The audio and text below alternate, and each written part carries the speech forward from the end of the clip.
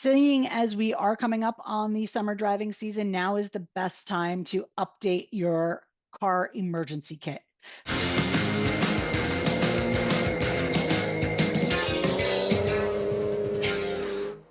Welcome back to Car-Pinionated, our weekly show on cars, the car industry, and driving in general. I'm Doug Stewart, digital executive producer for Fox 61 in Hartford. Joining me today is Tracy Noble, who's the Public and Government Affairs Manager for AAA. Welcome back, Tracy. You've been here before. Um, so we wanted to talk today about summer travel and combined with the age of the American automotive fleet. And AAA has come out with a travel alert for this summer. Can you talk a little bit about what the concerns are that drivers should have? Sure. Thanks for having me. This is actually a great topic to talk about simply because I think people don't realize um, exactly how old their car is because it may still seem new to them. But the average age of the vehicle on our roadways today is 12.8 years old. So we're going to call it 13 because that's what it is. And that's a full 2 months older than it was just last year and 4 months older than the year before that. So the age of our fleet in the United States has certainly increased over the last several years. And with that comes an increased need for preventative maintenance. That way you're saved from really expensive repairs down the line. And and part of the reason why that happens is that cars generally are more reliable. I mean, in big picture, I remember growing up, and it was rare that cars went over 100,000 miles. That didn't happen. The odometers didn't go over 100,000 miles, and and so it's sort of like it's a it's a good news thing that cars are more reliable, but it also ends up on the back end of, how long do you keep a car? How much do you trust a car? Uh, you know, is a and it's different for every vehicle. The brands or manufacturers have, Toyotas are exceedingly reliable, so those tend to last longer. What do you suggest to people? Should they should they consider getting a new car, or should they just make sure that their old cars are in good shape? Well, vehicle purchases are huge decisions. And it's, a conversation that families need to have in regard to everything else that's going on. But if you have a car that is in good working order and it's getting the job done and, you can commute comfortably with it and it gets the family to their road trip on their vacation, then by all means, if it's still working for you, then you might not need a new car. And then we've got the other side of the spectrum where people just like to get new cars. So it's a very personal decision. And of course, it needs to be personal for every car owner.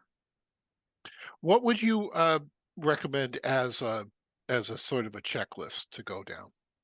Well, first and foremost, we know that batteries are key. So when we talk batteries and we think about, a battery failing, people tend to think about it failing only in the winter when we have those, snowstorms or those really frigid cold mornings. But batteries tend to fail in the summer months just as often as they do in the winter. And you've now also have to consider everything that we are tasking those vehicle batteries with, all of the electronics in your vehicle, powering your phone, your infotainment system, all those different alerts. A lot of cars now, you can actually access your vehicle remotely through your phone and get a bird's eye view of it because it's going to turn the cameras on remotely. So all of these things are a draw on your battery. So automotive batteries typically last between 3 and 5 years. So if your battery is older than 3 years old, especially if you're heading out on a road trip this summer, have it tested before you head out. That way you know that you're not going to have an issue while you're away. And batteries are like really simple. easy things to replace. There's not a you don't have to take the engine apart to to get it done. Um, and my experience has been that uh, it's the sort of thing that takes you by surprise. Like all of a sudden something happens, you go, "Oh yeah, that battery is 4 years old." Yeah, Yep. And that's the difference between what could be, a simple fix on your own time. So if you have your battery tested on your time and you find out that it needs to be replaced, well then you can go do that on your schedule compared to it failing while you are loading the kids and the car up for your weekend away, and now you've got to either go get it replaced or call somebody to come and replace it, and you're on somebody else's timeline. So yeah. that's where being proactive really comes into play. What else do you have on the list, on the checklist? Tires. So literally where the rubber meets the road. So Yeah, you want to make sure that you check your tire tread depth. You want to make sure that you are inspecting them and that you're getting them rotated and checked periodically. So you can do that with, checking your owner's manual, finding out what the schedule for your vehicle is, and making sure that they're properly inflated, because not only does that increase your fuel efficiency, but it extends the life of the tire. That way, you know that your tires are sustainable. The other thing I cannot stress enough, know whether or not you have a spare tire. There are so many vehicles today that don't have spare tires anymore. So that's the difference between being able to have somebody change a flat tire at the roadside or actually needing a tow. So know your equipment. Um, and while you're checking the tire pressure of the four that are on your car, check that spare if you do have one.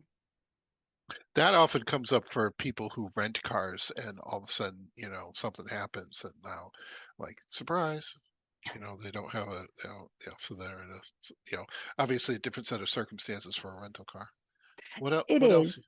Go ahead. But I also, just going back to tires, and if you do wind up with a flat tire and you're now driving on what's considered a donut, please be aware that those are not made for highway speeds.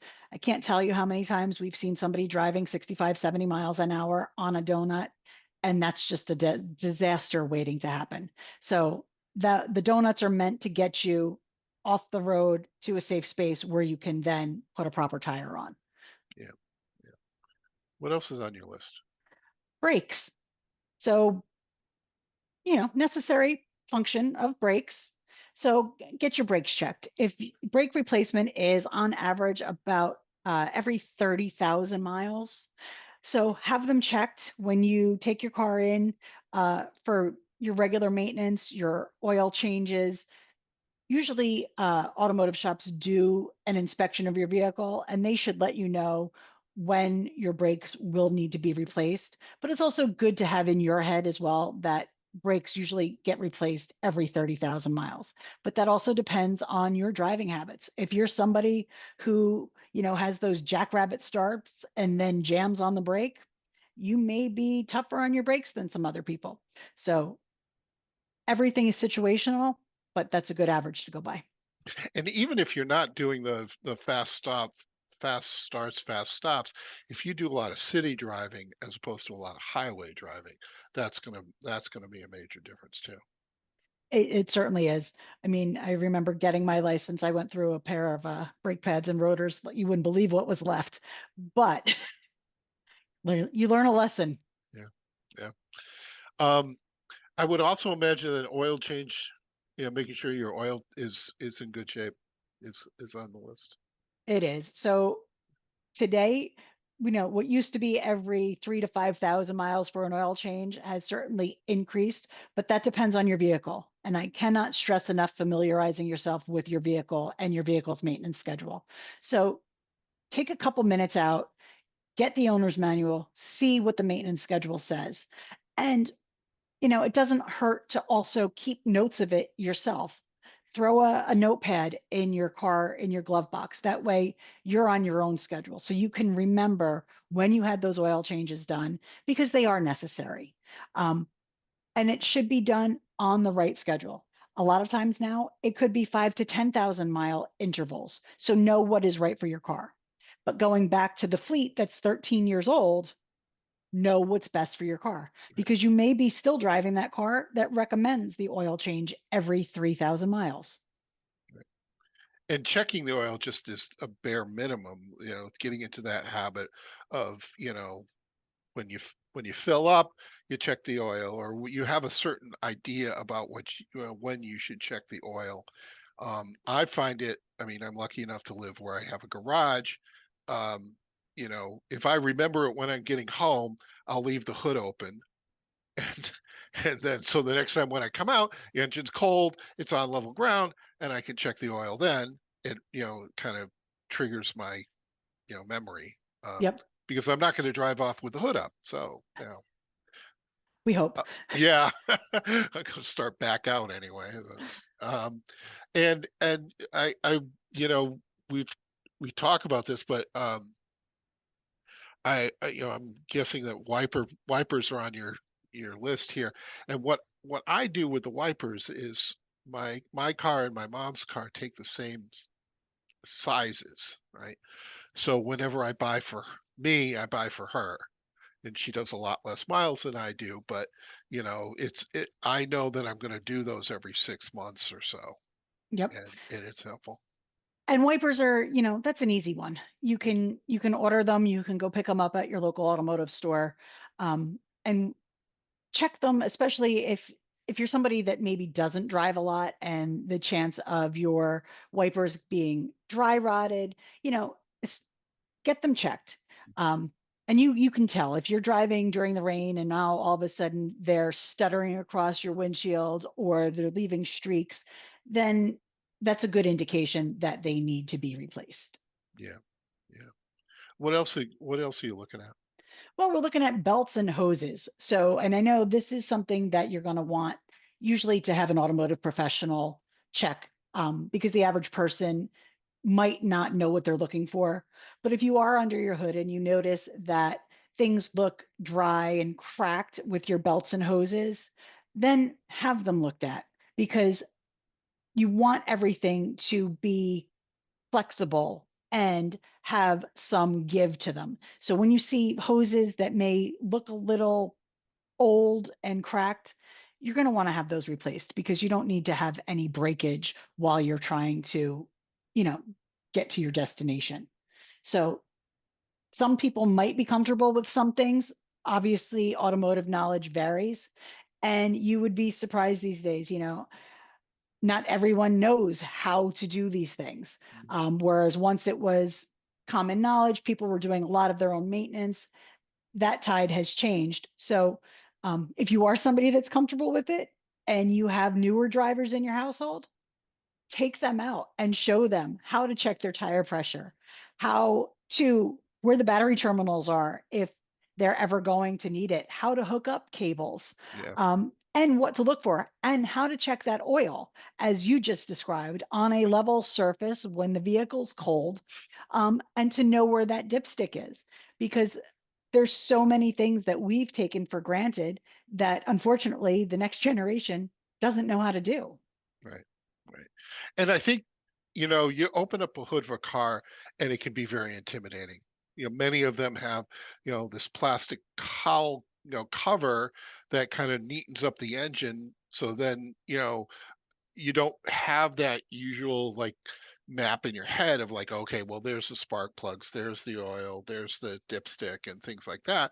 And so being familiar with it and at least to see it, right? To have a basic understanding. And you don't like I'm the first one. I don't fix it out.